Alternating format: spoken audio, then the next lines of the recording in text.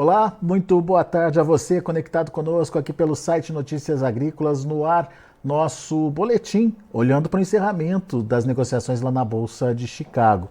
Dá para dizer que foi um dia negativo aí para a soja, principalmente, contrariando alguns fundamentos. A gente vai conversar sobre isso com Marcos Araújo, porque só a soja teve na contramão aí do mercado lá em Chicago. O milho ainda encerrou com uma leve alta hoje de 2 pontos, em média aí nos seus 2, 3 pontos nos seus principais vencimentos, e o trigo subindo bastante, subindo aí 16 pontos. Mas, afinal de contas, o que aconteceu com a soja hoje? Marcos Araújo, lá da Agriinvest, está aqui com a gente e ajuda a gente a entender. Seja bem-vindo, Marcos. Ajuda a gente a entender esse mercado negativo para a soja hoje, num dia em que as demais commodities lá em Chicago estão positivas, Marcos. Olá, Alexander, boa tarde a todos. Nós tivemos aí alguns fatores externos que prevaleceram no pregão de hoje em Chicago, fazendo com que a soja encerrasse aí, depende do vencimento, ao redor de 12 centavos por bushel de queda. Nós tivemos o petróleo, primeiramente, uma queda aí, Alexander, na casa de 3,5%, devido a uma baixa demanda internacional pelo produto e uma produção em nível consistente nos Estados Unidos. Também nós temos aí medidas econômicas que vão ser anunciadas pelo novo presidente da Argentina, o Milei, em relação à expectativa da taxa de câmbio peso-dólar. Nós temos lá números redondos, o peso oficial da Argentina em torno de 380 a 400 pesos para $1, e o dólar blue, em algumas casas, até 1.200 pesos para um. Então, isso daí, o mercado tem esperado qual vai ser essa medida do governo, se ele vai anunciar uma depreciação do peso, 600, 900 pesos para $1.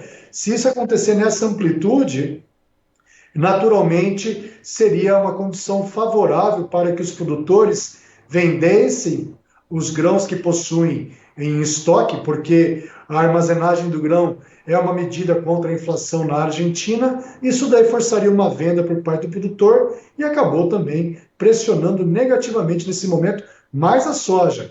Isso porque o trigo em Kansas, que é o trigo de maior qualidade, fechou de 22 a 35 cents de alta. O milho em Chicago fechou com uma alta de 16 centavos, Alexandre. Isso porque uma expectativa da redução e da tecnologia dos produtores na região da Ucrânia, que vem sofrendo com a guerra, com as dificuldades de escoamento e baixos preços. Portanto, para 2024, a questão da segurança alimentar não está fora do radar e muito nos preocupa no horizonte de médio e longo prazo, Alexander. Bom, então tá bem explicado por que trigo e milho se diferenciaram aí da soja hoje em termos de movimento. E Marcos, eu tive semana passada lá na Argentina e realmente a gente ouviu que o produtor tá esperando mesmo pelas medidas aí do novo governo para poder avançar com a comercialização. A estimativa que a gente ouviu por lá é que pelo menos um terço, 30% aí, da soja e do milho ainda estão nas mãos dos produtores lá. Ou seja, um estímulo a essa venda poderia gerar uma sobreoferta no mercado mesmo, então. Exatamente. É que ontem e hoje, o mercado aqui da Invest, nossos brokers, né? No mercado de exportação, os prêmios, os bases, né? Também mornos aí, poucas referências no mercado. O pessoal realmente agora assistindo, acompanhando o mercado, a fim de aguardar esses anúncios, essas medidas econômicas que vão vir lá do novo governo da Argentina. Mas, ao mesmo tempo, Marcos, temos por aí pela frente uma nova onda de calor chegando que pode comprometer ainda mais a safra brasileira. Isso ainda não está precificado, né? Não, Alexander, muita gente aí. Você teve essa semana passada, na quinta-feira, a Conab. Nós tivemos na sexta-feira o Departamento de Agricultura dos Estados Unidos. Ambos foram muito conservadores em relação à estimativa da produção brasileira de soja. Falta para nós aqui no Brasil, Alexander, faça essa provocação. Muitas vezes a gente critica o USDA, mas é um dever nosso, né? nós deveríamos ter, por exemplo, como ocorre nos Estados Unidos, outras agências do governo para que nós tivéssemos aí um acompanhamento semanal das condições das lavouras, para que nós tivéssemos uma maior transparência, um maior poder de resposta das expectativas de produção aqui no Brasil. Portanto, a gente transfere essa responsabilidade para demais agências estatais de governo e acaba que muitas vezes aí são instituições conservadoras e que deixa a produção brasileira na casa de 161, 162, o que é muito otimista diante de todas as dificuldades e desafios que vem sofrendo aí o Brasil Central, o Mato Piba, com esse calor excessivo, né? Muitas plantas de soja, falando agora do ponto de vista da fisiologia da planta, fecharam-se os estômagos da planta, liberação de etileno, que forçou uma maturação fisiológica, a planta antecipou seu ciclo aí em torno de 2 a 3 semanas e produtividades muito baixas, né, Alexandre? Portanto, a nossa estimativa aqui na Agriinvest, nós estamos com 152,5 milhões de toneladas nessa temporada. 2,9 milhões a menos que no nosso relatório do mês anterior, de novembro. E quase 10 milhões de toneladas abaixo do que está prevendo aí Conab e USDA, né, Marcos? Exatamente, Alexander. Esse, então, é um fator preocupante, né? Isso daí é um fato que a gente tem observado que dá um tom de alta para Chicago. Nós tivemos uma quebra de 10 milhões nos Estados Unidos, praticamente 10 aqui no Brasil, são 20, mas a Argentina, nós temos lá um potencial produtivo. Se nós pegarmos a área plantada na Argentina 17,3 e uma produtividade de 2.930 quilos por hectare, a Argentina teria um potencial de produção de 50 milhões e meio. Estamos falando de teto potencial. Então, se nós falarmos aí 50 milhões, são 25 a mais que na temporada anterior. Portanto, a Argentina aumenta 25, o Uruguai aumenta 2, são 27 a mais. Menos 10 do Brasil, menos 10 dos Estados Unidos, nós teríamos um excedente de 7 milhões. O que falta nesse momento, Alexander, é o maior ímpeto da demanda. Nós temos aí uma margem negativa da suinocultura chinesa na casa de 37 dólares por tonelada, por animal gordo abatido, perdão, a suinocultura. Tá? O suinocultor chinês perde nesse momento 37 dólares por animal gordo abatido. Você também não tem margens nada boas para o crushing margin, o processamento de soja. As indústrias chinesas agora, para janeiro, perdem 3 dólares por tonelada no processamento de soja. Então, nós temos nesse momento essa necessidade de um aumento mais expressivo da demanda. O USDA aumentou a importação chinesa em 102 milhões, de certa forma otimista. O USDA também, Alexandre, falando de demanda, ele estima uma demanda mundial de soja nessa temporada 23-24, Alexandre, um aumento do consumo mundial em 19 milhões e 800 mil toneladas. Um aumento de 5,4%, Alexandre. Nas últimas 2 temporadas, o aumento de soja a nível mundial foi de apenas, na temporada anterior, 160 mil toneladas. Apesar que nós temos uma expectativa do aumento do programa de biocombustível a nível mundial, na nossa opinião, esse aumento de 19,8% é muito otimista nesse momento. Portanto, nós temos que separar a comercialização em 2 momentos. De curto prazo, nós temos um viés de alta para Chicago. Porém, e também dos prêmios aqui no Brasil, os bases, o que já vem ocorrendo. Mas é preocupante o produtor brasileiro ficar assistindo o mercado e não comercializar pelo menos o bases. E quando chegar a plena safra no Brasil, fevereiro, março, o Brasil com apenas 26% comercializado, nós podemos ter, como ocorreu esse ano, um grande excesso de vendas no mercado, o que forçaria uma queda acentuada dos prêmios, neutralizando a alta de Chicago, Alexandre. Então, Marcos, pelo que você está dizendo, esse viés de alta no curto prazo é para ser aproveitado. Como é que o produtor faz isso? Tem alguma estratégia ideal? Tem, ele pode, com a sua trading, cooperativa, cerealista, negociar separadamente cada componente da formação de preço, Chicago, prêmio, dólar, logística, Por exemplo, para Chicago com esse viés de alta, é bem oportuno ele aproveitar esses momentos de rally, quando ocorre uma alta do mercado, e comprar put, seguro de baixa, opção de venda. Ele vai pagar pouco por isso. Eu gosto muito de uma put 13,40 no vencimento março. Nós indicamos bastante para os nossos clientes da consultoria, nós compramos bastante dessa put pagando 30 centavos de dólar por bushel. 30 centavos vezes 2,205, você chega ao preço de 67 centavos de dólar por saca. Hoje, essa put vale 40 centavos de dólar por bushel. 40 vezes 2,205, 88 centavos de dólar por saca. Você garante um piso de Chicago de 13,40.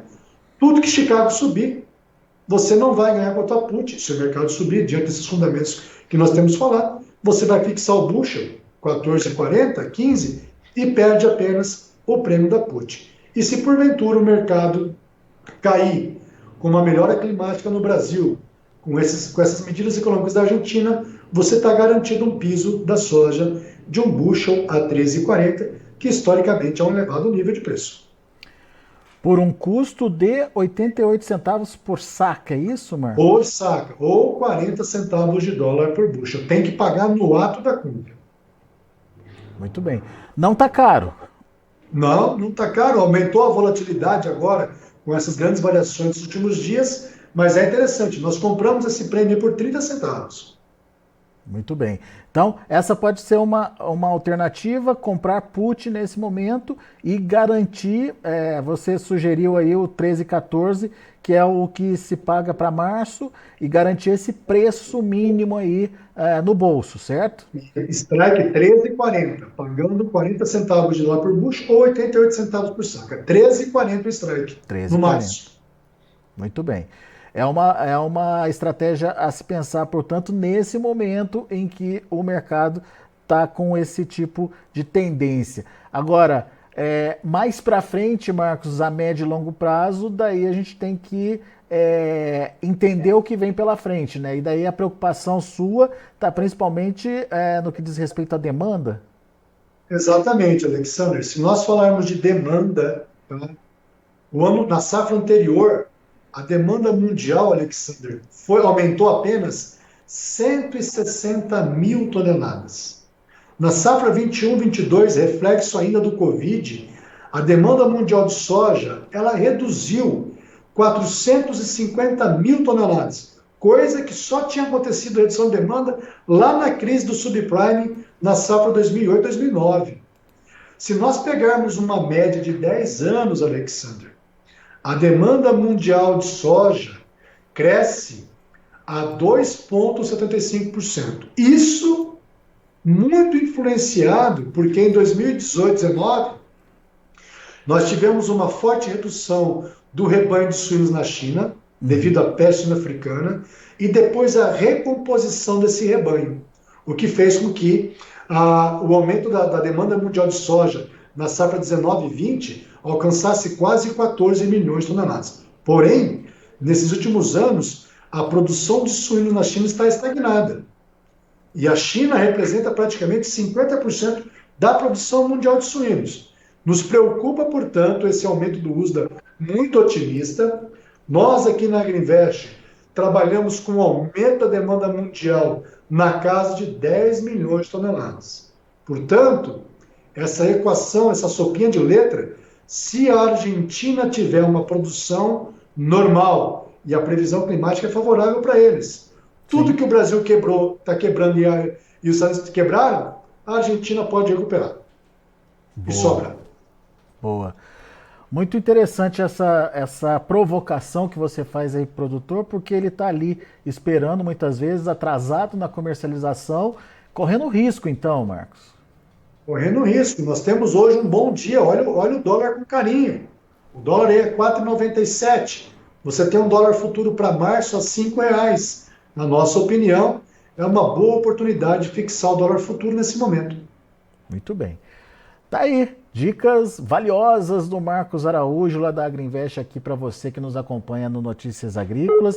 Momento importante para você pensar e repensar suas estratégias de comercialização. Oportunidade de compra de put, principalmente olhando para o Strike Março, com um valor aí de R$13,40 e um custo aí feito pelo Marcos para a gente aqui no Notícias Agrícolas de 80 centavos por saco, 88. Ou seja, temos aí estratégias à disposição do produtor, só não se protege quem não quer nesse momento, né, Marcos? Exatamente. Eu provoco também a atenção de quem nos escuta aí, os produtores. Se nós pegarmos o milho setembro em Chicago, vamos imaginar que eu fosse uma trading, Alexander. Eu sou o diretor comercial, você é o presidente dela. Se nós fôssemos comprar o milho do produtor em Sorriso, se nós fizermos a conta de exportação, que nós chamamos de PPE, preço de paridade de exportação, Chicago, milho setembro, $5 e 5 bushel, prêmio do milho em Santos, agosto do ano que vem, 70 centavos acima de Chicago, e o dólar futuro para setembro do ano que vem, Alexander, a 5,11, seria um milho sobre roda Santos de R$ 67,00 uma saca, Alexander. Descontando um frete de R$ 550 até Sorriso, seria um milho em Sorriso, Alexander, de R$ 34,00 uma saca. Sabe quanto está o milho setembro hoje na B3 em Campinas, na tua cidade? Mais de 70, né, Marcos? Bateu hoje R$ 73,20 o último negócio. Santos, 67. Campinas, 73. Normalmente, Campinas vale menos que Santos, Alexandre. Em torno de R$3. 67 Santos, menos 3 seria 64. E o milho em setembro é 73. Então, se o produtor tem condição de pagar margem de garantia a ajuste diário, esse milho 73 na B3 é interessante, muito acima do preço para dar exportação. Assim como para a soja, eu gosto muito de que o produtor brasileiro proteja, faça o seu hedge, usando as opções de milho na B3. Put, Strike 67, você pagaria R$ 3,26. Se você descontar um diferencial de base de R$20 para Sorriso, seria um milho, referência de preço Sorriso para agosto, R$ 43,74 contra R$ 34,00 o preço de paridade de exportação. Quase Portanto, R$10 a a put mais, de milho né? na B3 é bem melhor também do que o produtor fixar esse milho a termo. Boa, Marcos. Belas dicas, então, tanto para soja quanto para o milho, aí, oportunidades de proteções nesse momento, através de ferramentas, das ferramentas chamadas opções. O Marcos está citando aí o caso da put. Então, entenda como é que isso funciona, entenda como é que você pode operar utilizando aí as opções e faça a sua proteção para garantir esses preços que nesses patamares remuneram o produtor, né, Marcos? Alexander, recentemente, remunera, respondendo sim, remunera. Houve uma forte redução no preço dos insumos de milho, especialmente os defensivos e a semente, tá? Houve uma forte redução. Custo de produção, conforme a realidade de cada um, qual que é a metodologia que você usa. Nós gostamos muito da metodologia do Matsunaga, nós adotamos aqui essa metodologia, portanto, para vários produtores que a gente tem observado, remunera sim essa sua atividade. Se você pegar, por exemplo, um milho de R$ 73,00 menos 50, seria um milho de R$ 53,00 base Sorriso, né? Algumas condições aí, margem bruta próximo a R$2.000 por hectare. Ô Marcos, o Demian Mendes está participando aqui com a gente e ele está dizendo que a Argentina não vende soja em grão, ou não vende muita soja em grão. Ela é recordista em óleo e farelo. Como que fica essa equação, Marcos? Perfeito. Se você observar recentemente a Sinograin, que é a estatal chinesa equivale à nossa Conab, como o teor de proteína da soja da Argentina é menor, e assim como a soja do PNW, eles compraram muita soja para poder fazer de reserva. A Argentina, Demian, em 2018, 19, antes dessas recentes perdas pelo Laninha, ela exportava 31 milhões de toneladas de farelo de soja. Cerca de 33% da exportação mundial de farelo é pela Argentina. Caiu para 20 milhões de toneladas, com o efeito do Laninha. É por isso, Demian, que no nosso quadro de oferta e demanda de soja aqui para o ano que vem, nós temos aí a Conab, agora há pouco foi divulgado os dados da Biov. Deixa eu pegar aqui para vocês, ó. Deixa eu atualizar aqui. Na safra 23-24, a Biov trabalha com processamento de soja aqui no Brasil de 54 milhões e 500 mil toneladas. A Conab, 53 milhões e 300 mil toneladas. O nosso número, Demian, são 49 milhões e 700 mil toneladas de processamento para o ano que vem, porque o cenário, a partir de abril, maio do ano que vem, com a Argentina entrando em cena, ela tendo que exportar muito farelo e óleo, deve ser uma situação muito crítica para as indústrias de compressão das margens aí, porque nos últimos anos o Brasil e os Estados Unidos se beneficiaram com a ausência da Argentina nesse mercado. Muito bem. Tá aí. Marcos Araújo, meu amigo, muito obrigado mais uma vez pela participação conosco aqui com a gente. Muito obrigado pelas dicas, né, trazidas aí para o produtor. A gente torce para que o produtor realmente possa se proteger e evitar aí os contratempos trazidos pelo mercado, pelo clima, enfim, coisas que a gente sabe que no dia a dia da soja, da produção e da comercialização são muito comuns. Então, fica a dica para o produtor aproveitar e se proteger. Obviamente, preços melhores podem aparecer, mas o que garante para o produtor a sobrevivência é o dinheiro no bolso, é o lucro. Então, tendo lucro, tem que aproveitar, né, Marcos? Exatamente, né? Ano bom é quando tem lucro, e para isso a gente tem que avaliar custo de produção, produtividade, e depois falamos no preço de venda. E muitas pessoas ficam aí enganadas com o preço de venda e esquecem de avaliar o custo de produção. Muitas vezes o preço de venda pode ser menor, mas com a forte redução do custo te compensa tendo lucros maiores, mesmo você tendo uma venda futura com preços menores. Boa. Marcos Araújo, grande abraço para você, volte sempre. Valeu, um abração, tudo de bom. Tá aí Marcos Araújo, Agriinvest, trazendo informações do mercado da soja, dando dicas importantes de comercialização e estratégias que podem ser usadas nesse momento, que são viáveis, são oportunas e podem garantir para você melhores resultados na safra. Vamos ver como estão os negócios lá na B3, como encerraram as negociações, e você acompanha comigo na tela. A gente tem o janeiro fechando a 13 dólares e 23 centes por bushel, queda de 12 pontos mais 25, março fechando com queda de 10 pontos e meio a 13,42, o maio 13,56, 9 pontos de baixa, e o julho 13,62, queda aí de 7 pontos mais 75. Vamos ver o milho, como ficaram as negociações para o milho lá na Bolsa de Chicago. Milho encerrou do lado positivo. Dezembro, 4,62, alta de 2 pontos. Março, 4,85, alta de 3 pontos mais 75. O maio, 4,97, alta de 3 pontos mais 25. E o julho, 5 dólares e 6 centes por bushel, 2,5 de elevação. O milho foi puxado pelo trigo, que também encerrou com altas bastante significativas. Olha aí o dezembro, 6 dólares e 7 centes por bushel, quase 16 pontos de alta. O março, exatos 16 pontos de elevação, fechando a 6 dólares e 25 centes por bushel. O maio, 6,35, 16 pontos mais 25 de alta. E o julho, 6 dólares e 42 centes por bushel, também com alta de 16 pontos mais 25.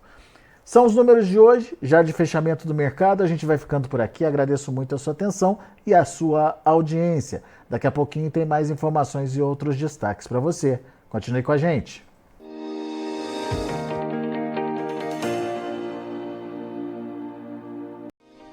Se inscreva em nossas mídias sociais. No Facebook, Notícias Agrícolas. No Instagram, @Notícias Agrícolas. E em nosso Twitter, @Norteagri. E para não perder nenhum vídeo, não se esqueça de nos acompanhar no YouTube e na Twitch, Notícias Agrícolas Oficial.